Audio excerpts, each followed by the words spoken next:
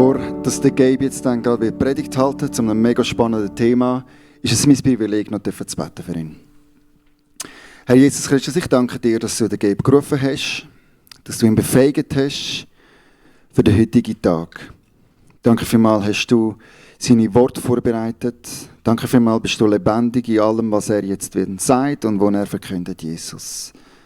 Danke vielmals, brauchst du ihn einfach als dein Werkzeug. Und noch mehr bitte ich für jedes einzelne Herz, das gehört, dass du auftust, Jesus.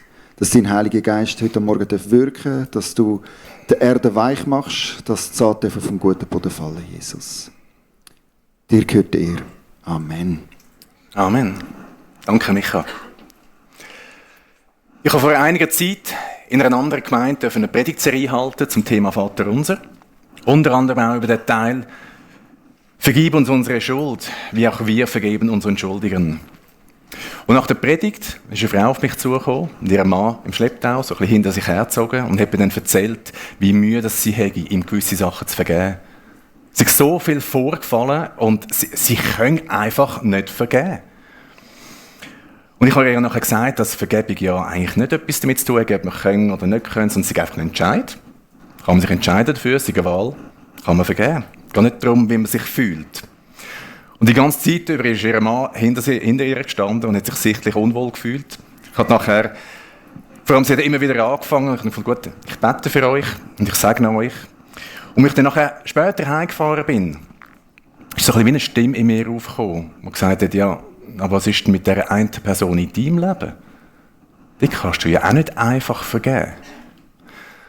Und es ist dort tatsächlich eine Situation gegeben, wo eine Person hatte, die Sachen gemacht hat, die ich Mühe hatte, zum Loslassen, zum Vergeben. Und immer wenn ich an die Person oder an die Situation gedacht habe, hat es wie einen Stich gegeben. Es hat immer noch wehgetan. Es war eigentlich noch nicht gut gewesen, wenn ich an die Person gedacht habe. Und dann ist von meinem geistigen Auge so der Titel erschienen von dieser Predigt, «Anleitung zur Vergebung». Ich habe gedacht, das ist eigentlich das, was die Frau gebraucht hätte, oder? So eine konkrete Anleitung, wie funktioniert das ganz, ganz genau, konkret. Aber es ist auch eine Anleitung, die ich gebraucht hätte oder gebraucht habe zu dieser Zeit. Und so geht es heute Morgen eigentlich um das. Wie können wir ganz konkret vergeben? Wie funktioniert das? Und so ist das, was jetzt kommt, ist eigentlich so ein bisschen das Ergebnis von einer monatelangen Recherche, die ich gemacht habe in der Bibel, andere Literatur, aus Gesprächen mit Menschen. Und als ich nachher begeistert die Predigt niedergeschrieben habe, habe ich gemerkt, wie unspektakulär das es eigentlich ist. Also ihr werdet vermutlich heute nicht viel hören, was ihr noch nicht wisst. Aber vielleicht ist es wichtig, dass wir heute zusammen einmal neu über das nachdenken, was wir alle schon wissen. Dass wir uns bewusst an das erinnern. Vielleicht zum Einstieg, warum soll man denn überhaupt vergeben? Wieso ist das wichtig? Und ich habe 3 Gründe gefunden. Und der Grund Nummer 1 ist, Rache nützt nichts. Wenn du nicht vergeben willst oder vergeben kannst, führt das früher oder später zu Groll, zu Bitterkeit und am Schluss zu Hass. Und Hass fordert Vergeltung. Rache. Und das Problem mit Rache ist, du hast dich nie genug gerächt. Weil Rache führt nie zur Ruhe und zu Frieden. Du hast nie genug zurückgeschlagen. Der andere hat nie genug gebüßt. Und darum entsteht dann nie das Gefühl, dass jetzt ist gut, jetzt ist Gerechtigkeit wiederhergestellt. Ein Bekannter hat mir von einer Doku erzählt, die er einmal geschaut hat, wo eine Familie von einem ermordeten Opfer porträtiert hat. Und der Täter war in der Todeszelle und am Tag der Hinrichtung war die Familie dort, hat durch die Glaswand zugeschaut, wie er hingerichtet worden ist. Und es hat meinen Bekannten nachher auch lange beschäftigt, weil die sind nachher zusammen zu Nacht essen, um das zu feiern. Aber es war keine Freiheit herum. So die Bitterkeit von vor der Hinrichtung ist nach der Hinrichtung noch genau unverändert gewesen. Rache ist keine Option, weil sie führt nicht zum Ziel. Zudem steht im Römerbrief 12, rächt euch nicht selbst, meine Lieben, sondern gebt Raum dem Zorn Gottes, denn es steht geschrieben, die Rache ist mein, ich will vergelten, spricht der Herr. Weil Gottes Rache ist gerecht. Hass und Bitterkeit spielen dort keine Rolle. Seine Rache ist ein Ausgleichen oder ein Wiederherstellen von Gerechtigkeit. Weil meine Rache stellt keine Gerechtigkeit wieder her und nimmt mir vor allem nicht meine Bitterkeit. Also, das ist der erste Grund, Rache nützt nichts. Was ist der zweite Grund, warum wir vergeben sollen? Vergebung setzt frei. Wenn mich jemand verletzt hat und ich hege einen Groll gegen diese Person, dann mache ich genau das, was die Person schon mit mir gemacht hat. Mich verletzen. Ein Groll schadet in erster Linie mir selber. Der Theologe Louis Bismedes hat geschrieben, Vergebung heißt, einen Gefangenen freizugeben und dann festzustellen, dass der Gefangene ich selbst war. Ich lese den noch einmal, ich finde das sensationell. Vergebung heißt, einen Gefangenen freizugeben und dann festzustellen, dass der Gefangene ich selbst war. Oder vielleicht anders ausgedrückt, beim Vergeben geht es gar nicht so fest um die andere Person, sondern viel mehr um mich. Auf Englisch gibt es den Ausdruck hurt people. Verletzte Menschen verletzen Menschen. Weil verletzte Menschen, die bauen wie eine Schutzmauer um sich herum auf, damit sie nicht noch einmal verletzt werden und werden den anderen gegenüber kalt und eben verletzend. Hurt people. But healed people heal people. Menschen, die Heilung erfahren haben, können andere Menschen bei ihrem Heilungsprozess unterstützen. Und das ist doch die Frage, willst du jemand sein, der andere verletzt? Oder andere, die in der Heilung begleitet? Vergib nicht und die Bitterkeit wird dein Leben beherrschen. Vergib und setz dich selber frei damit. Und dann haben wir einen dritten Grund, warum wir vergeben sollten. Wir haben nicht wirklich eine gescheite Alternative. Nach der Lehre vom Vater Unser wird Jesus nämlich genau zu dem Punkt noch ein bisschen spezifischer in Matthäus 6. Dort sagt er, wenn ihr den Menschen ihre Verfehlungen vergebt, so wird euch euer himmlischer Vater auch vergeben. Wenn ihr aber den Menschen nicht vergebt, so wird euch euer Vater eure Verfehlungen nicht vergeben. Somit haben wir eigentlich nur eine bedingte Wahl, ob wir wirklich wollen und können oder tun. Und grundsätzlich sollte man meinen, dass wir Christen eigentlich nicht so ein Problem haben mit Vergeben, weil uns ist ja alles vergeben worden mit dem Kreuztod von Jesus. Und manchmal fällt mir Vergeben auch leicht. Aber manchmal ist es so extrem schwierig. Und ich habe mich gefragt, warum ist das so schwierig? Und ich glaube, es hat mit der Wunde zu tun, mit der Verletzung, die immer noch wehtut. Das ganze Thema hat eben nicht nur mit Vergeben zu tun, sondern auch mit Heilung von etwas. Heilung von einer Wunde, von einer Beziehung, die vielleicht zerbrochen ist. Es ist sehr vielschichtig. Und interessanterweise findet man weder in der Bibel noch in der weltlichen Literatur oder sonst irgendwo eine allgemein gültige Anleitung, wie man denn vergeben kann. Wie kann man so etwas loslassen? Es gibt keinen 5-Schritt-Ablauf, der immer funktioniert. Und darum habe ich probiert, so einen zu kreieren. Meine hat 3 Schritte und ist eigentlich viel mehr ein Vergebungsprozess. Und er erhebt keinen Anspruch auf Vollständigkeit oder absolute Funktionalität, aber er hat mir schon mehrmals enorm geholfen in diesem Prozess. Ich steige gerade ein mit dem ersten Schritt. Und das ist schon mal nicht so toll, aber ist eigentlich für mich einer der relevantesten. Buß tun. Und vielleicht denkt jetzt die einen da rein, spinnt der jetzt da vorne ganz? Also jetzt müsste ich jemand hat mir etwas an, wo ich Buß tun soll. Geht es eigentlich noch?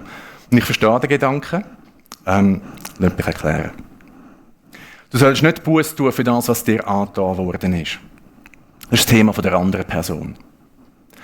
Aber gerade wenn es eine tiefer sitzende Verletzung ist, besteht die grosse Möglichkeit, dass du Buß für deine Reaktion könntest tun. Wie hast du reagiert, wo die andere Person dich verletzt hat? Mit Groll? Hast du mit Hass reagiert? Mit Unvergebung? Ist vielleicht schon in Bitterkeit umgeschwappt? Bist du anklagend gewesen? Beleidigend? Hast du über sie gelästert? Bist du eingeschnappt gewesen? Oder hast du gerade verbal zurückgegeben? Falls ja, blockiert das die Fähigkeit zum Vergeben und in den Heilungsprozess einzusteigen. Ich kann nicht vergeben, wenn ich die Person durch negative Gefühle an mich binde und das ihr nachtrage. Ich trage ihr ja dann etwas nachher. Dann habe ich einen Ballast. Dann kann ich sie auch nicht loslassen. Und durch das mich selber auch nicht freisetzen. Nicht, wenn Zorn oder Hass immer noch in meinem Herz ist. Vor allem sind Zorn, Hass und Groll, das ist wie eine Wurzel, die wächst und deine Beziehung zu Gott erschwert. Wir glauben an einen Gott von der Liebe. Wenn ich Hass in meinem Herz habe, dann trennt mich das von Gott. Und darum ist Bußtun so wichtig. Der folgende Vers ist ein bisschen aus dem Zusammenhang gerissen, unterstreicht aber die Relevanz vom Bußtun. Im Lukas 13. Ich sage euch, nein, sondern wenn ihr nicht Buße tut, werdet ihr alle ebenso umkommen. Also wer nicht Buße tut für das, was ihn von Gott trennt, kommt um. Spirituell, emotional, du erstickst an deiner Wut. Liebe ertränkt in Verbitterung, die schwimmt nicht oben auf. Wollte ich heil werden? Wollte ich, dass die Verletzung verheilt? Komme ich an Vergebung nicht vorbei?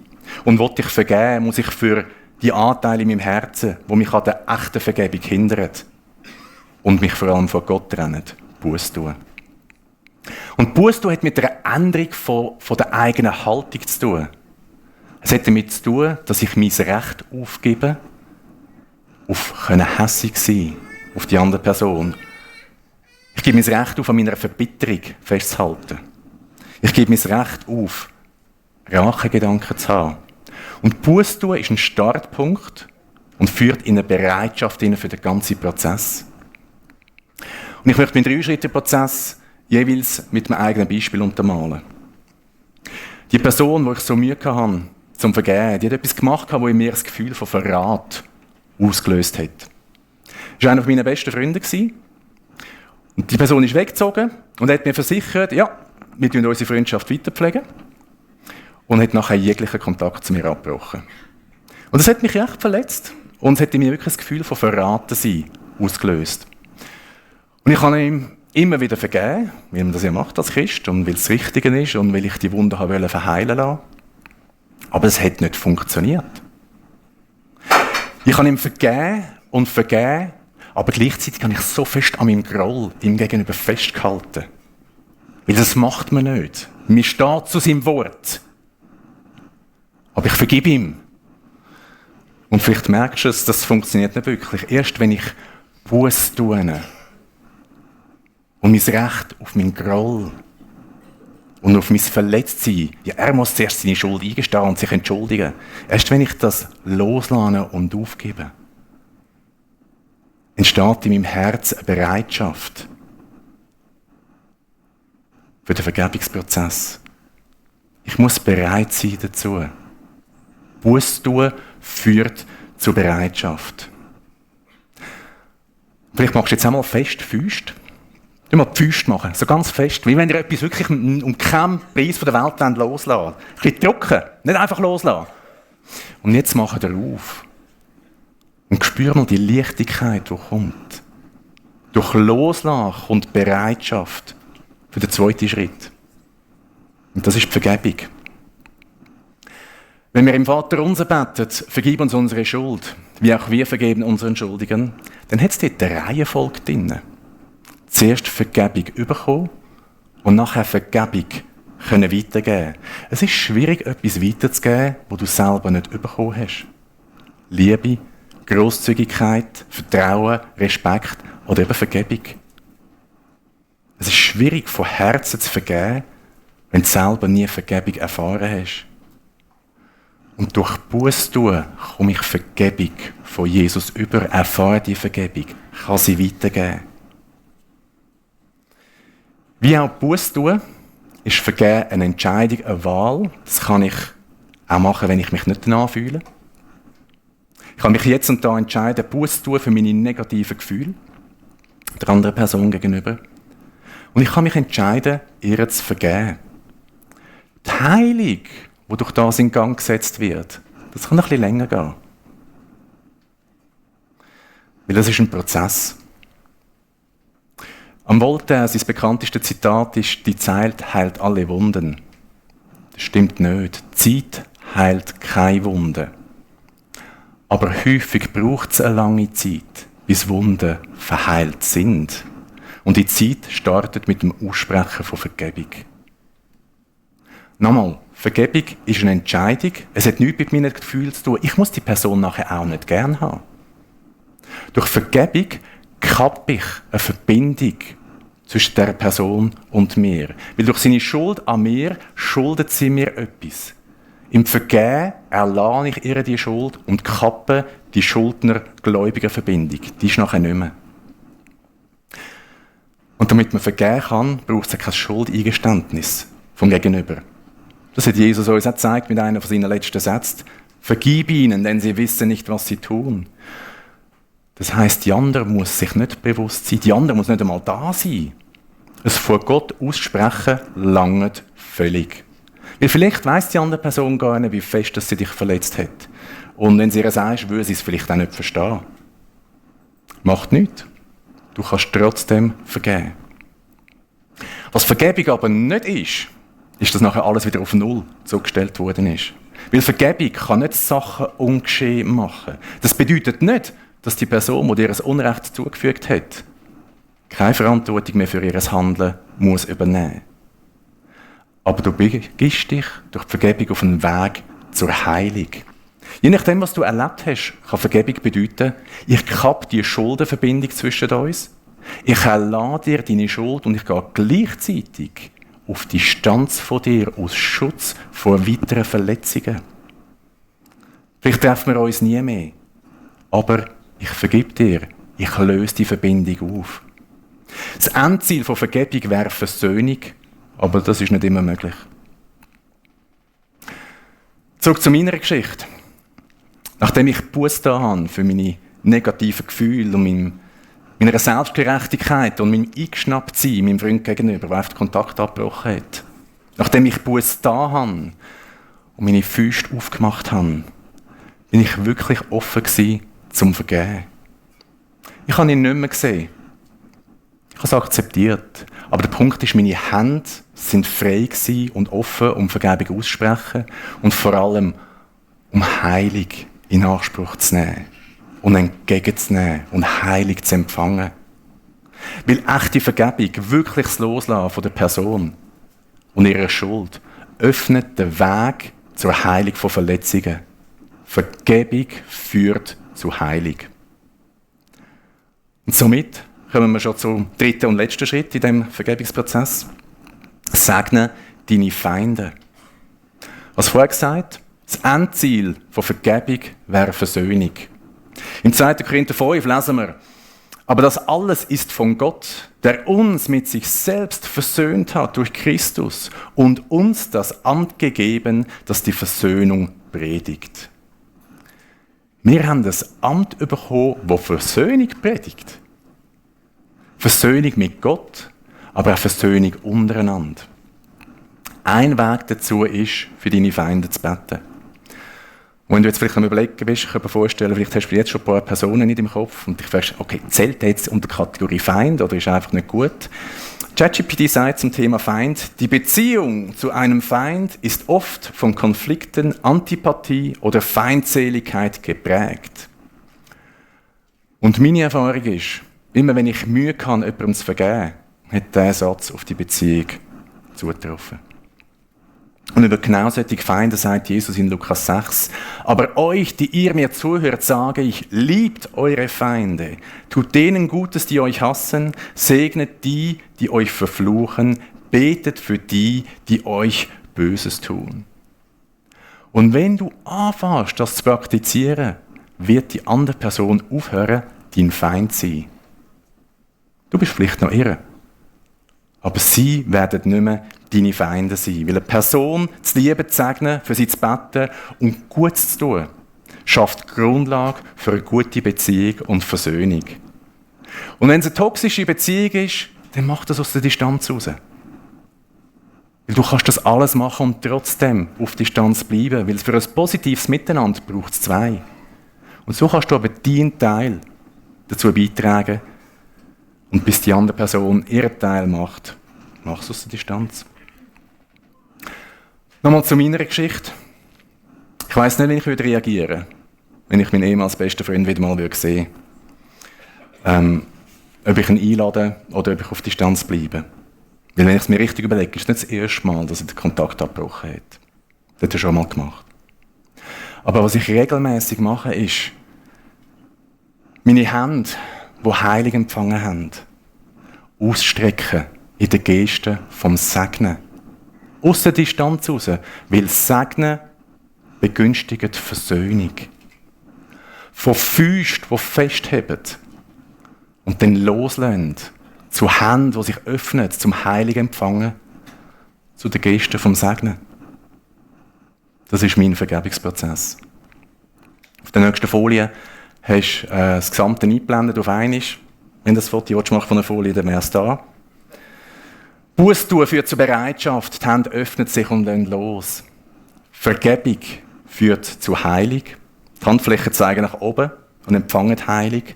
Feindessegnen führt zur Versöhnung. Die Handflächen sind ausgestreckt und segnet. Das ist mein Vergebungsprozess. Jetzt habe ich meine Geschichte ein bisschen abgekürzt. Es hat nämlich noch eine extra Schlaufe drin und die möchte ich jetzt auch noch bringen, weil vielleicht ist es für den einen oder anderen da innen noch wertvoll, das zu hören. Ich bin nämlich über ein Jahr in diesem Vergebungsprozess festgehangen. Und ich bin keinen Millimeter vorwärts gekommen. Ich habe immer wieder Buß da und ich habe Heilung empfangen, ich habe Vergebung ausgesprochen, ich habe gesegnet. Aber das Gefühl von verraten sein ist nicht weggegangen, egal wie oft ich das gemacht habe. Und auch die Intensität des Gefühls ist nicht weniger geworden. Und ich war gerade mal alleine am Wandern und habe mit dieser Situation gehadert und habe gesagt, so, jetzt ist genug, jetzt hole ich mir Unterstützung. Und ich habe einen Freund angerufen, der ist Vollzeit- und hauptberuflich Christ. Und ich habe ihm die Situation geschildert und er hat mich dann gefragt, ja, ist das erste Mal, dass eine Person etwas macht, das in dir auslöst? Und das war die absolut richtige Frage, weil nein, das war es nicht. Seit ich zurückdenken kann, hat es immer wieder Situationen gegeben in meinem Leben, wo ich verletzt worden bin, wo das Gefühl von Verrat in mir aufkommen lassen hat. Und ich wollte nicht auf die einzelnen Ereignisse eingehen, aber ich habe die Situationen nie vollständig bereinigt. Und der Punkt ist, wenn ich mich da verraten fühle und da nicht verraten habe und da, dann ist das, was mein Freund dort gemacht hat, einfach eins mehr in einem grossen Topf, der schon gefüllt ist mit Verrat. Und jedes Gefühl und jedes Ereignis verstärkt das Vorhergehende und das Nachherkommende. Und jetzt ist das Topf so voll gewesen, und es hat mich so getriggert, dass ich nicht loslassen konnte, weil wenn ich das eine loslasse, ist das Gefühl vom Nächsten gekommen. Das heisst, die nächsten Kilometer meiner Wanderung habe ich den Heiligen Geist gebeten, mir chronologisch aufzuzeigen. Jede Situation, die das Gefühl bei mir ausgelöst hat. Und bei jeder einzelnen Situation habe ich Buß da und habe Vergebung ausgesprochen und ich habe die betreffende Person gesegnet. Und ich kann euch sagen, es war emotional enorm auslaugend gewesen. Aber seitdem ist gut. Manchmal kann man eben nicht vergeben und loslassen, weil es nur die Spitze vom Eisberg ist. Und weil die Sache nur eins mehr ist vom Gleichen. Und in so einer Situation wirst du nicht darum herumkommen, den ganzen Eisberg zu bearbeiten. Vielleicht noch 3 unterstützende Hinweise. Wie gesagt, was ich bis jetzt erzählt habe, das kannst du alles alleine machen. Du musst immer das Gespräch mit der anderen Person suchen. Und teilweise ist das auch nicht nötig oder vielleicht auch nicht hilfreich. Je nach Situation will die Person nicht verstehen, will sich enorm vor den Kopf gestoßen fühlen, will vielleicht noch mehr Geschirr verschlagen in eurer Beziehung. Aber je nach Beziehung kann es sehr hilfreich sein, ein klärendes Gespräch, ein offenes Gespräch in Angriff zu nehmen. Das musst du nach Situation abwägen. Kein Muss, ein Kann. Was auch hilfreich ist, wenn du das, was du der anderen Person vorwirfst, die Anklage, dass du eine Anklageschrift formulierst. Dass du ihr einen Brief schreibst und sagst, los, dort hast du das gemacht, du hast das gesagt, das hat das in mir ausgelöst. Und das hat mich geprägt und es hat mich verletzt und es hat das und das mit mir gemacht. Und nachher, ohne dass du sie informierst, steigst du in den Vergebungsprozess ein und beim Vergeben nimmst du das Feuerzeug und zündest den Brief an, ohne dass die Person den Brief jemals gelesen hat. Einfach als Zeichen, dass die Schuldenverbindung gekappt ist, dass du es loslässt. Und je nachdem, was du erlebt hast und beim Vergebungsprozess nicht weiterkommst, such dir Hilfe. Es gibt gewisse Knöpfe, wo wir Unterstützung brauchen. Vielleicht sogar eine professionelle Unterstützung. Hol dir Hilfe, wenn du heil werden willst. Ich komme zum Schluss. Und wir kommen jetzt auch in eine praktische Umsetzung. Zuerst noch im Galater 5 steht, ihr aber, Brüder und Schwestern, seid zur Freiheit berufen. Der Vers sagt, dass Freisein eine Berufung ist, ein Ziel für dein Leben. Es gehört zu Gottes Plan, es ist seine Absicht, dass wir frei werden. Und dazu gehört auch frei von Ballast wie Enttäuschungen, Verletzungen, Bitterkeit, dass wir das ablegen können. Und darum lasst uns zusammen ein Gebet sprechen. Ein Gebet, das uns Gott durch den Heiligen Geist aufzeigen soll, wo haben wir noch Unvergebung in unserem Leben? Wo jetzt noch Situationen, die nicht bereinigt sind? Wir werden das Gebet einblenden, dass wir es gleichzeitig alle laut lesen können und aber nicht nur lesen, sondern auch laut beten miteinander. Wir werden nachher einen Moment Stille haben und dem Heiligen Geist Zeit geben, auf das Gebet zu reagieren. Und für alle Personen oder Situationen, die dir aufkommen, tu Buß, vergib und segne. Und anschliessend werde ich zum Abschluss nochmal beten. Lasst uns aufstehen für das Gebet. Vater im Himmel, deine Absicht für mich ist es, dass ich frei bin von Verletzungen, Bitterkeit und sonstigen negativen Gefühlen. Ich bitte dich, zeige mir jetzt durch deinen Heiligen Geist auf, wo und wem gegenüber in meinem Leben noch Unvergebung herrscht, damit ich diese Situationen bereinigen kann. Amen.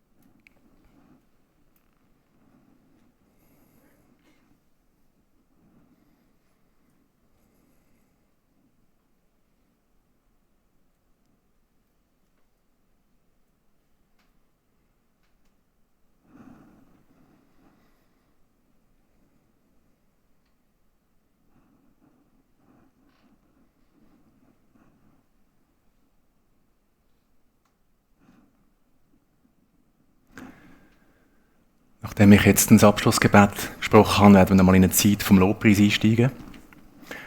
Und wenn du merkst, du kommst noch nicht weiter, oder du möchtest das gerne mit jemandem zusammen machen, es sind Leute da drinnen, die gerne mit dir beten, die gerne mit dir den Prozess durchgehen. Lasst uns zusammen beten. Herr Jesus, wir haben uns gerade mit der Relevanz von Vergebung untereinander auseinandergesetzt. Danke, dass die Freiheit deine Absicht ist für mich, für uns alle da drinnen. Hilf du uns, dass wir schnell sind im Vergehen, damit wir nicht unnötigen Ballast mit uns herumtragen müssen. Danke, hast du Vergebung vorgelebt, in deinem Leben, aber noch viel mehr in deinem Sterben am Kreuz, wo du den Menschen, die dich gekreuzigt haben, vergeben hast, aber noch viel mehr Vergebung für uns alle erlangt hast. Im Johannesevangelium steht, dass nur wer den Sohn frei macht, ist wirklich frei. Und so bitten wir dich um die Freiheit, um Freisetzung von Bitterkeit, von Groll, aber auch um Freisetzung für Versöhnung mit anderen. Amen.